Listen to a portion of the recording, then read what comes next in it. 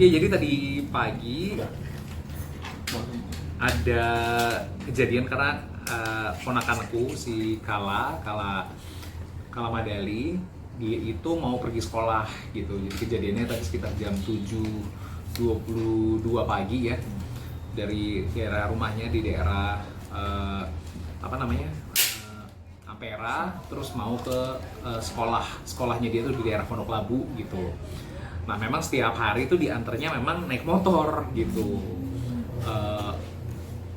Jadi ya ini bukan naik motor tuh bukan satu hal yang kayak oh nggak biasa, enggak, emang hari-hari naik antar jemput naik motor karena macet gitu. Jadi tadi udah kita jadi pagi diantar, perjalanannya itu cuman kayak dari rumah baru keluar rumah terus mau ke jalan raya. Nah pas dia mau ke jalan raya tersebut jalanannya tuh macet.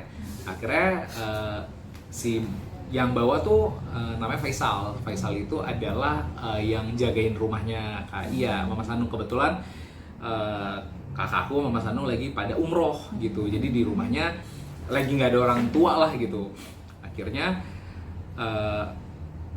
si Faisal itu karena macet dia muter balik gitu. Dia muter balik lewat gang kecil. Nah pas lewat gang itu katanya berpapasan sama si motor warna pink itu gitu. Pas berpapasan dia klakson gitu. Pas si yang nganterin Kala ngeklakson, orang nanya kenapa lo nggak suka sama gue? Ya kan namanya di jalan ya, maksudnya kan berpapasan, klakson mungkin dianggap mungkin menghalangi jalan atau mengganggu gitu. Tapi kayaknya kalau ngeklakson di jalan tuh bukan satu hal yang gimana ya, maksudnya biasa aja kan, namanya berpapasan. Kalau misalnya memang kita ngerasa oh ini terlalu lambat atau gimana, akhirnya diklakson gitu. Nah dari di klakson tersebut ya yang bawa motor si Faisal tuh tidak terlalu menanggapi lah. Akhirnya dia langsung ya udah deh gue jalan aja gitu. Dia jalan, nah ternyata pas dia jalan tuh sepertinya diikutin gitu, karena yang bawa motor warna pink itu kayaknya nggak suka gitu. Sampai pada masuk ke jalan raya lagi, mereka mau belok kanan. Belok kanan ini sebenarnya jalan alternatif lah buat mempercepat untuk nyampe ke daerah sekolahnya si Kala.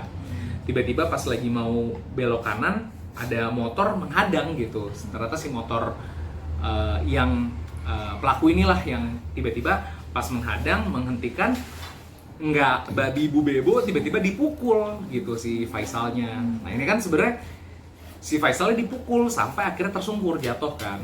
Si Kala dari belakang, ya namanya anak kecil ya, masih grade berapa dia? Grade 7 kalau nggak salah. Kala itu, bentar ya saya cek ya. Umurnya 12, sekitar 12. 12 ya? Iya. Iya, 1 SMP deh. Iya, grade 7 betul, dia grade 7. Masih kelas 1 SMP, maksudnya anak SMP ngelihat tiba-tiba orang yang dibawa motor, yang lagi bawa motor tiba-tiba lagi diem dipukul, jatuh, tersungkur kan. Wah, kan kaget dia. Akhirnya dia langsung mundur ke belakang gitu. Nah, terus ya karena yang bawa motor si Faisalnya juga kayak, loh kok jadi saya dipukul? Ya dia membela diri dong, karena kan takutnya loh kok jadi ini. Akhirnya mereka ya pokoknya dibales lah gitu si yang bawa motornya itu. Jadi kurang lebih itulah akhirnya terjadi dorong-dorongan, pukul-pukulan, dan akhirnya coba dilerai sama ada juru parkir kalau nggak salah di sana. Pas dicoba dilerai, barulah ada keluar kata-kata, oh iya saya ini anggota gitu. Cuman ya kita nggak tahu juga maksudnya apa gitu. Jadi pada saat itu akhirnya ya Faisal sama si Kala akhirnya tetap diantar ke sekolah gitu. Kala diantar ke sekolah, tadi pas kita tanyain Kala mau pulang atau enggak gitu, karena dia sangat terkejut kan dengan peristiwa yang tadi gitu. Tapi dia memutuskan nggak apa-apa deh, aku kayaknya mendingan di sekolah aja karena aku secara fisik nggak kenapa-napa. Kalau aku diam malah aku lebih takut gitu. Ya udah akhirnya diputusin, ya udah dia tetap sekolah. Tadi juga keluarga kita langsung pada nyamperin kan, karena nggak ada ibunya, nggak ada bapaknya. Akhirnya tadi kakakku yang nomor 3 udah nyamperin, terus abangnya dia Mas Bumi yang paling tua tuh akhirnya datang pas pulang sekolah, dijemputlah si Kala tadi gitu. Udah terus pulang sekolah, cuman ya karena dia masih takut ngelihat pas lewatin tempat kejadiannya, dia tutup mata. Terus sampai rumah pas dikasih lihat rekamannya kan udah dapetin hasil CCTV-nya, dia nangis gitu karena dia ketakutan gitu. Jadi ini sih yang memang kita juga dari pihak keluarga kaget ya gitu, maksudnya kok bisa di jalanan yang harusnya menjadi tempat kita sama-sama untuk mengantar sampai tujuan, kok orang ada yang emosional gitu. Maksudnya apalagi sampai akhirnya main tangan gitu ya, main fisik gitu, itu kan jatuhnya penganiayaan gitu. Jadi hal-hal yang kita pikir harusnya mungkin nggak terjadi tapi terjadi gitu. Mungkin setelah ini apa yang mungkin yang luka sama orang rumahnya Kaki ya? Iya, Faisal namanya. Udah dicek sih tadi ke RSUD Pasar Minggu, terus tadi juga udah bikin visum, terus juga udah bikin laporan. Tapi memang laporannya tindak lanjutnya seperti apa mungkin nanti dari pihak kepolisian lah yang bisa jawab, maksudnya ini akan diprosesnya seperti apa gitu. Saya tadi hanya membantu mengetahui aja sih proses ini. Ternyata akhirnya kita dari pihak keluarga ya udah deh diproses secara lebih serius. Tapi alhamdulillah banget karena memang kemarin dari tadi ya kita lihat masyarakat cukup proaktif gitu ya untuk membantu mencari tahu. Netizen luar biasa, terima kasih banyak ya warganet semuanya atas bantuannya gitu. Cuman memang ternyata ya pertama kita kan juga nggak boleh doxing ya, artinya nggak boleh menyebarkan informasi identitas yang memang masih, ini kan sifatnya adalah mungkin praduga gitu ya, masih kira-kira gitu ya, masih belum tahu juga gitu. Jadi selama kita belum tahu pasti, jadi lebih baik jangan langsung kita main hakim sendiri, karena kita juga harus jaga-jaga supaya kita jangan sampai salah langkah gitu. Alhamdulillah mungkin laporan sudah masuk di Polsek Pasar Minggu. Tadi mungkin Kapolsek udah Polsek? Ya, udah statement gitu. Betul ya, iya berarti udah masuk ke Pasar Minggu ya. Kita tunggu aja nanti selanjutnya seperti apa. Sekarang lagi katanya sih lagi coba dicari tahu ya, maksudnya ini siapa, apakah benar, apakah orang mana gitu, itu kan mungkin harus dicari tahu gitu, karena belum tentu juga misalnya alamat di STNK-nya alamatnya di alamat ABC gitu, ternyata mungkin aja bukan, udah dijual motornya kan nggak tahu juga gitu ya. Jadi ya ini memang mungkin kita harus telusurin lebih jauh lagi sih gitu. Kejadian sendiri di mana sih, Bang? Di Jalan Ampera Raya di daerah Jakarta Selatan. Kalau misalnya orang mungkin lebih taunya Pengadilan Negeri Jakarta Selatan, itu kan Jalan Ampera Raya ya. Jadi tadi kejadiannya sekitar pagi hari jam 7:22. Ada kerusakan kendaraan mungkin, Haika? Kerusakan kendaraan sebenarnya hanya jatuh ya motornya, mungkin baret-baret gitu ya. Kalau secara itunya sih nggak signifikan ya, tapi lebih ke arah pertama adalah orang lagi bawa motor tiba-tiba ditinju, itu kan maksudnya apa gitu ya? Kok bisa orang, maksudnya kita kan juga, saya juga sering naik motor gitu ya. Maksudnya kalau naik motor nggak gitulah cara menyelesaikannya gitu, maksudnya bicara baik-baik lah kalau misalnya ada apa-apa gitu, dan bukan tiba-tiba main hakim sendiri, karena itu kan bukan, nggak ada penyelesaiannya. Apalagi di situ ada anak kecil ya, anak di bawah umur gitu ya, maksudnya nggak bisa lihat sikon sekali gitu ya, dengan respon yang diberikan rasanya nggak pantas gitu. Tapi kayak kalau sendiri udah komunikasi langsung dengan Faisalnya mungkin kayak seperti apa? Udah ada keluarga kan di akhirnya sekarang di rumahnya Kak Iya ada yang stay keluarga untuk memastikan. Terus tadi juga kita udah bilang udahlah besok naik mobil aja rame-rame, berangkatnya lebih pagi karena memang macetnya luar biasa ya. Jadi kadang-kadang kita kalau gampang tuh naik motor gitu. Cuman gue bilang udahlah lagi kayak gini mendingan naik mobil dulu aja rame-rame biar kalian lebih aman juga. Ini hari ini bisa kejadian di Kala kan, saudaranya ada banyak ya. Jadi kita bilang ya udah buat keamanan bersama sama-sama lebih baik kalian mengalah harus bangun lebih pagi, harus siap-siap lebih awal gitu. Tapi tetap lah ini maksudnya kita hanya bisa preventif gitu. Cuman ya kita berharap sih kedepannya ya sesama pengguna jalan kita bisa sama-sama saling menghargai dan saling menghormati lah ya. Kalau kondisi Kala sendiri ada rencana keluarga untuk menindaklanjuti traumanya atau enggak? Karena kan takutnya menghalangi aktivitas sekolahnya Kala sendiri. Sampai sejauh ini yang kita lakukan adalah kita memberi ruang, kita bertanya tadi ke Kala yang kamu rasakan itu seperti apa, kira-kira yang kamu rasakan ini apakah kamu mau istirahat dulu. Tapi tadi dia memilih nggak mau istirahat, dia pengen beraktivitas, jadi dia memutuskan untuk tetap sekolah. Dan dia juga kan suka banget olahraga sepak bola, jadi dia tadi memutuskan tetap latihan sepak bola. Jadi dia mau beraktivitas seperti biasa kata dia.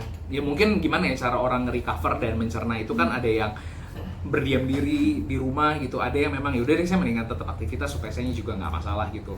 Tapi ya ya kita sih dari keluarga nanti akan ada yang terus mendampingi sih kayaknya. Kak Faisal sendiri mungkin udah kerja di sama Kak Kia sendiri berapa lama Kak? Cukup lama deh kayaknya. Belasan tahun mungkin? Enggak, belum. Berarti memang rutinitasnya itu nganterin Kala sekolah gitu? Sebenarnya jaga rumah sih, lebih banyak buat jaga rumah gitu, Faisal. Mungkin respon Kak Kia sendiri seperti apa, apalagi lagi beribadah gitu kalau mendapat musibah seperti ini? Kita juga awalnya jujur tahu tuh setelah dia posting, terus dia ngasih tahu di grup. Kala tadi ada kejadian ini, jadi kalau aku juga tiap pagi tuh nganterin Haula sekolah. Nah, sekolah si Haula sama si Kala tuh sama gitu. Dan biasanya tuh suka ketemu pagi gitu. Tapi memang tadi pagi aku nggak ketemu kebetulan. Aku nggak ketemu sama Kala, nggak ketemu sama anak-anak KKI yang lain. Biasanya tuh kita suka papasan gitu, dan kalau ketemu ngobrol sebentar. Dan memang tiap hari selalu naik motor gitu ke sekolahnya. Gitu. Pengobatan yang dilakukan Kak Faisal sendiri sekarang apa Kak? Sekarang sih udah keluar ya tadi, hanya ke IGD di RSUD Pasar Minggu. Terus yang sekarang sih keluhannya pinggangnya sakit gitu ya.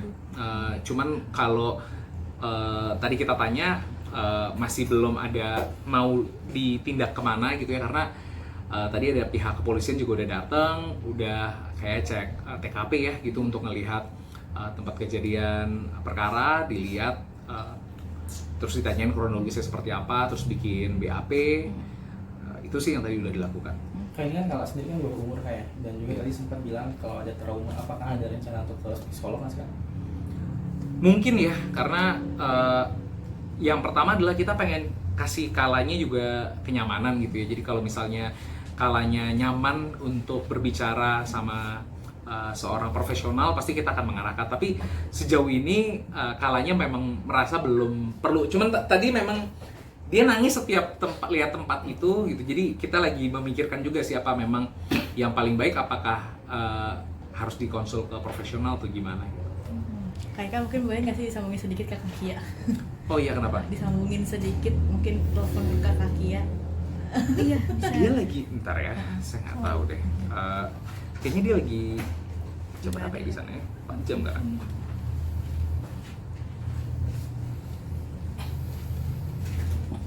Aja bang.